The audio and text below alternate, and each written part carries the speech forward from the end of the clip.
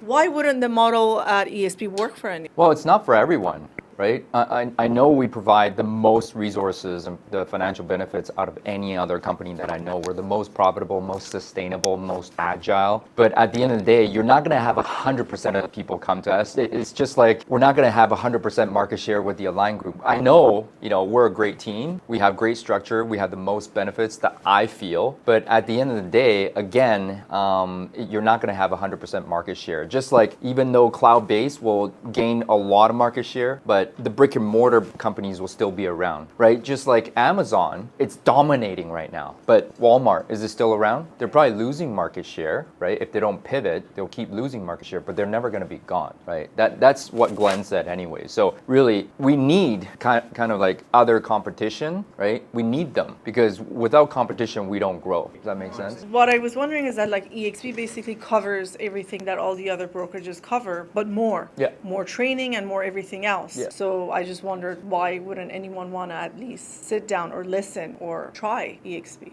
Well, even though it's a no-brainer, you're not going to get 100% of the people, right? And, a lot of people are just, they see things through a filter. And some people will just never be open to what you have to say because they're seeing things through a filter. Oh, that's a pyramid scheme. Oh, cloud-based doesn't work for me. But they're simply not open, right? Until they're ready, then you show them the model. But if they're not ready, we're not going to try to convince people, right? All we're doing is promoting the opportunity. I can't sell the opportunity. I can't convince people you must come or you have to come. No, if you're open to it, first of all, if you're open to it, I'm going to show you the model. And then after that, you can decide for yourself whether you'd like to work with me or not with EXP. Makes sense? But if they're not open to the model right off the bat, there's no conversation. It's okay. We're looking for people who are looking for us, right? And we're not looking for people who are going to ghost us. Oh, we don't like EXP. Okay, no problem. No problem at all. No, it's fine, right? It has to be natural. This is why we call it agent attraction. You want to call it recruiting, that's fine. Recruiting is not a bad word. Recruiting just means that we want to be able to provide value to other people. If you're not giving value to that agent, you're not recruiting, right? Well, every day we're trying to recruit anyways, right? Last night I was trying to recruit the girls to go bath. Yeah, that is true. That's a funny one. Weekly basis, I'm trying to recruit my wife to sleep with me, to make love to me.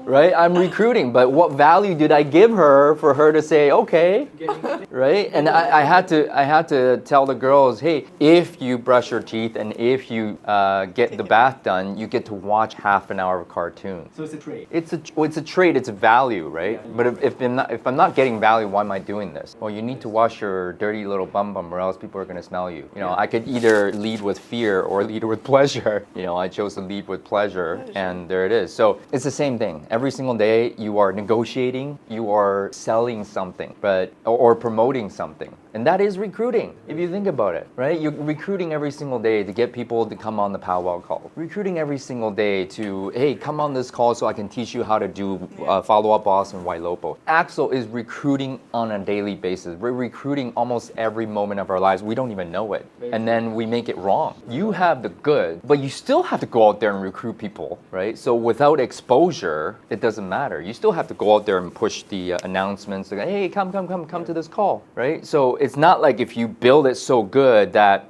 people will just come. If you build it, they will come. It's not true. If you build it so good, you still have need to get your word out either through marketing or through prospecting, no matter how you look at it.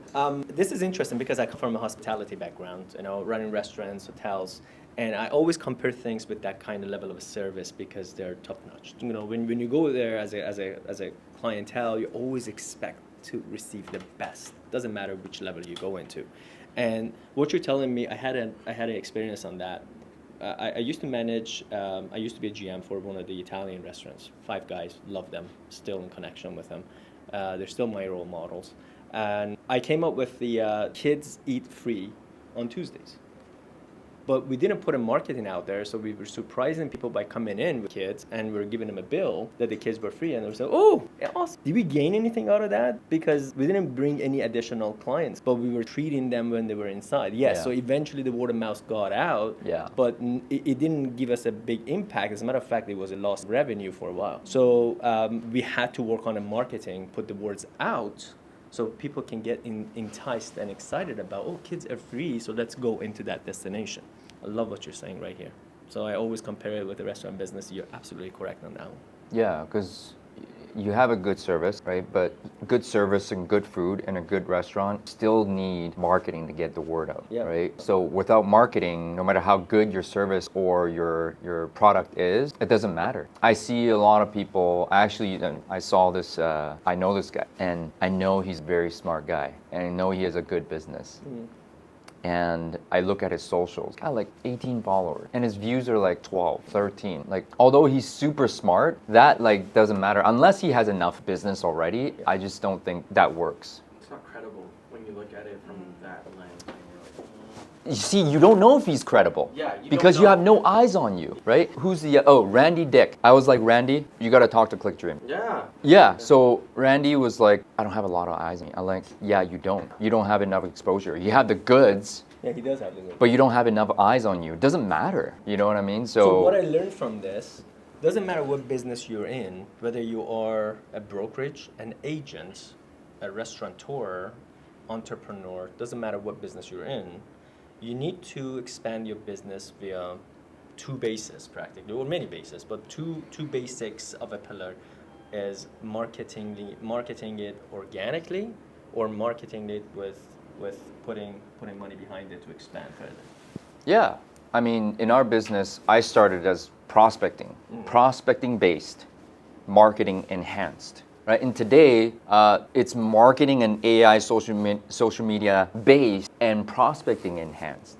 Our program is lead generation based and AI based. And then on the back end, prospecting and conversion enhanced. That is correct. Right? Yeah. But if you marry the two together, your business will be unstoppable. The problem is most people live on either this side or this side. Yeah, you got to combine. Yes, absolutely. Right. And that's a magic pill right there. Red and blue pill, the magic pill. That was it. Yeah. So listen carefully. Rewind and listen again. Yeah.